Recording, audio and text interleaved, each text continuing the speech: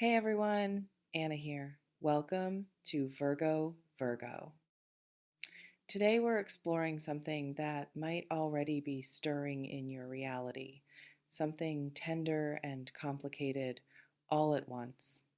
As always, take what resonates, leave what doesn't land, and if this speaks to you, subscribe so we can keep exploring these patterns together and let's see what's coming through. Listen. Something's shifting in someone's world right now, and you're at the center of it. Not because you're doing anything, not because you're chasing or pushing or demanding, but because your absence created a classroom and someone just graduated. And you know how some people don't know what they have until it's gone? That's not just a cliche, that's a real pattern of human awakening. We're wired to adapt to what's present, to take the familiar for granted. Distance teaches what presence couldn't. Absence reveals what availability obscured. Someone's been learning that lesson with you as the subject, and the curriculum just concluded. They're sitting with something now they couldn't see before. A clarity that only comes from loss, from missing, from comparing. Every person they've encountered since you, measured against you, found lacking. Every conversation, shallower than what you offered. Every moment, missing that specific flavor only you brought. This isn't me being poetic. This is pattern recognition. When someone experiences connection that hits different, nothing else scratches that itch. Let's unpack what's actually happening here. Reconnection doesn't just happen randomly, it's preceded by internal shifts, by reconsideration, by someone doing math they avoided before. What did I actually have with that person? Why can't I find that anywhere else? What was I running from that I'm now running toward? Someone's been asking themselves these questions, not casually, obsessively, lying awake, doing the kind of late night accounting that changes trajectories, reviewing interactions they dismissed in real time as they were happening, seeing significance now that they were blind to then. And hindsight doesn't just bring clarity, it brings regret. And regret is a powerful motivator when it's genuine. Think about someone realizing they fumbled something rare, not just good, rare, the kind of connection most people search for and never find, the kind that makes everything else feel like rehearsal.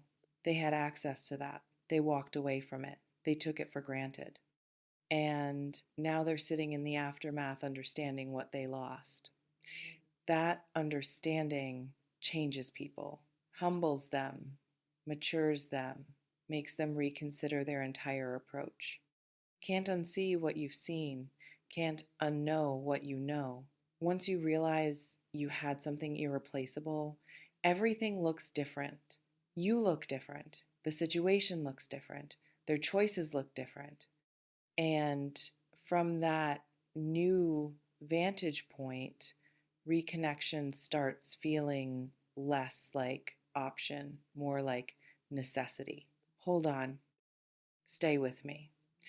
The phrase never felt love like this before carries weight.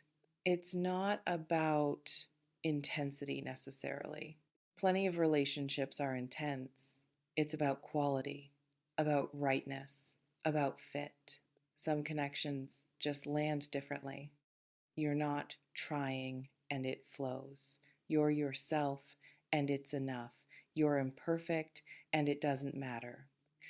That's different from relationships where you're performing, where you're managing impressions, where you're editing yourself constantly, where love feels conditional on maintaining a certain image. With you, Maybe they didn't have to do that. Maybe they could just be messy and real and unfiltered. And you held space for that without judgment. That's rare. That's the thing people don't find easily elsewhere.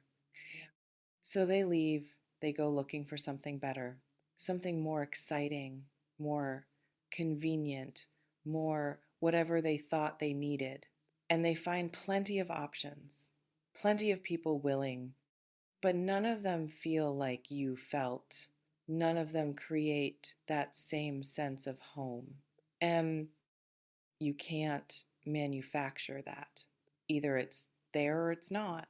Either someone gets you or they don't. Someone's been out there discovering that nobody gets them like you did. And that discovery is bringing them back around. Not because they're settling, because they're finally seeing clearly, finally understanding what they had, what they need, what matters. Let me explore what this reconnection might look like. Could be tentative, testing waters, reaching out carefully, a like here, a comment there, a hey, how have you been that lands in your messages. Feeling out if you're receptive, if you've moved on, if there's still an opening, can feel calculated. And it is, but not manipulative necessarily. Just cautious, self protective while trying to move closer.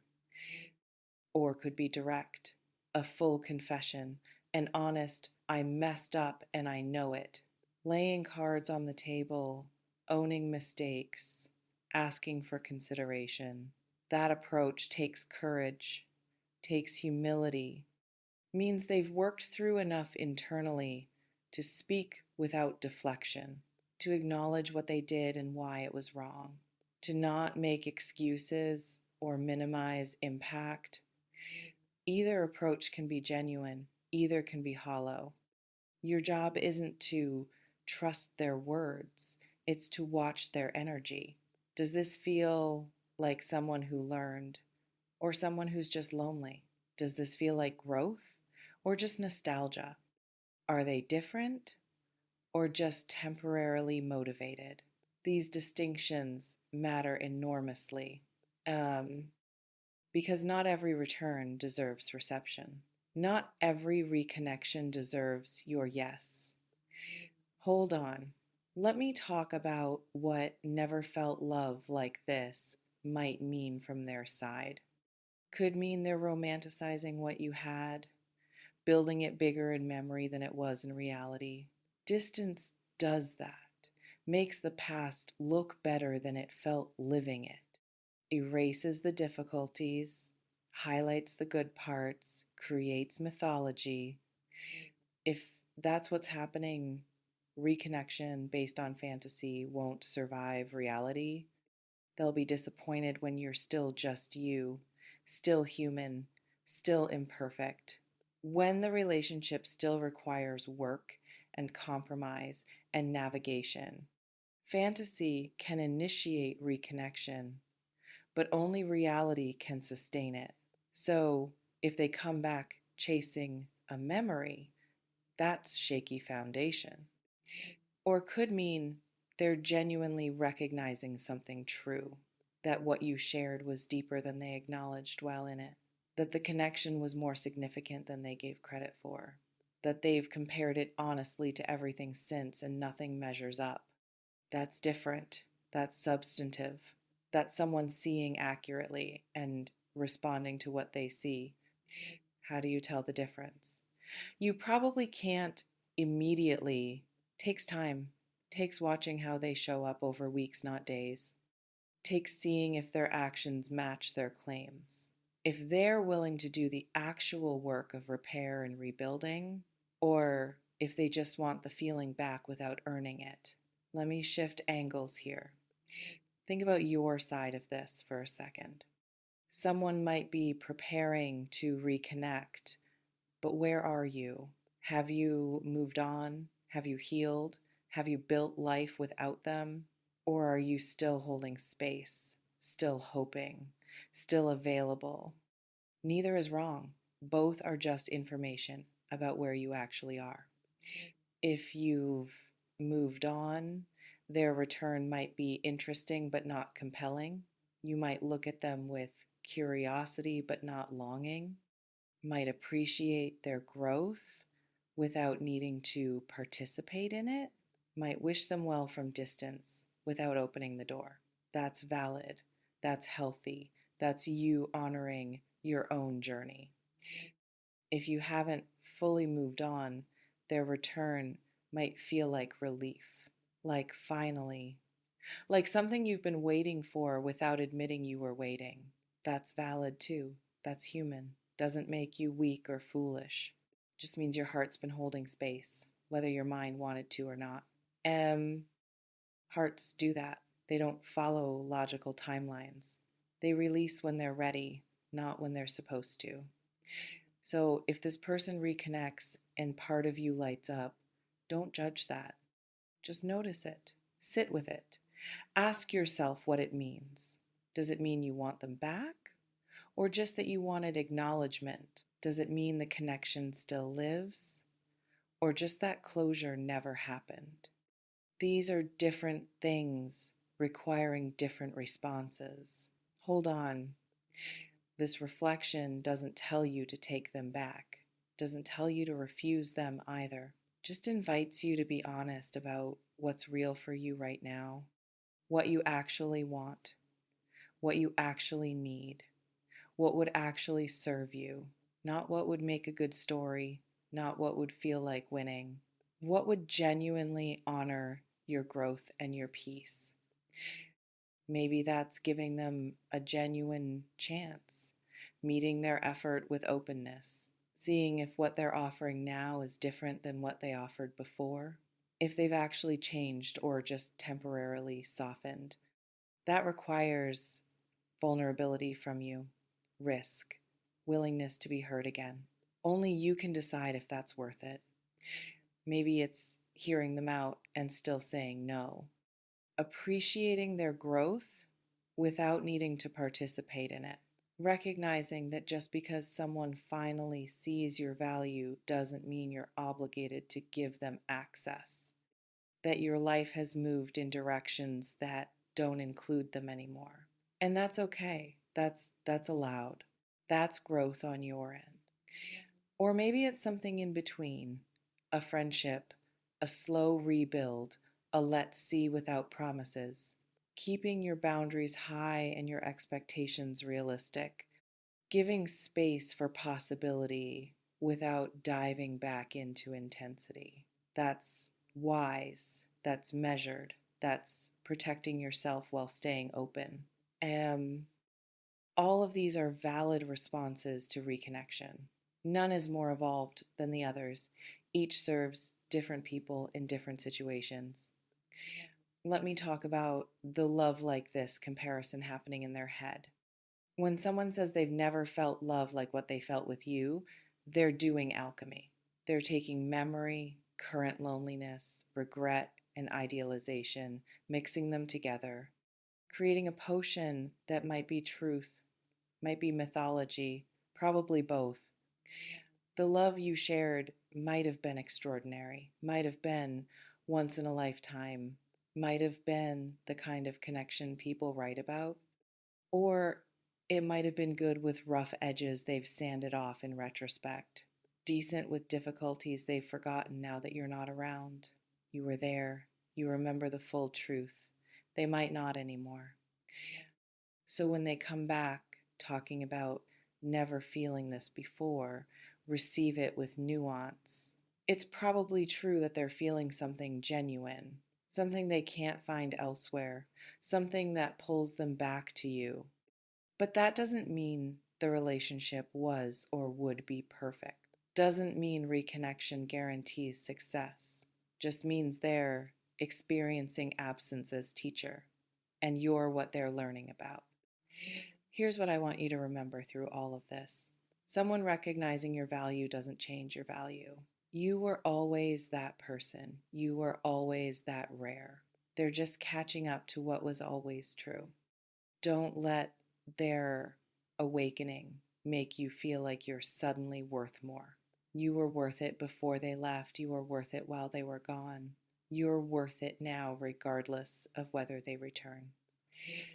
Their journey back to you is about them, not about you. You're just being yourself, existing in your fullness. They're the ones who had to learn through loss, who had to search to realize what they had, who had to suffer comparison to understand uniqueness. That's their curriculum, their growth, their realization. You don't need their validation to know what you brought. You lived it, you gave it, you were it. So if they reconnect, let them come to someone who knows their worth, not someone grateful for scraps, not someone eager to prove themselves again, but someone grounded, someone clear, someone who's lived well in their absence. That's the energy that deserves reconnection if reconnection happens. Anything less is you shrinking to accommodate their late arrival. And you're past that now. You've grown beyond it. Let me land this. Reconnection might be approaching, might already be here. Someone might be working up courage to reach out, to confess, to try again. They might be sitting with feelings they can't find anywhere else, realizing what they lost, understanding what you meant, seeing it clearly now. That's their journey. Respect it if it's genuine, question it if it's not. But remember, your journey is yours. What you choose from here belongs to you, not to their regret, not to their realization, to you. Choose from clarity, choose from strength, choose from self-honoring. Whether that's opening the door, closing it, or leaving it cracked while you observe, all of those are powerful when chosen consciously. Take what resonates from this, release what doesn't serve, and trust yourself to know what's right when the moment arrives. You've always known, you just sometimes forget to listen. Listen now. Your wisdom is louder than their words will ever be. Trust it.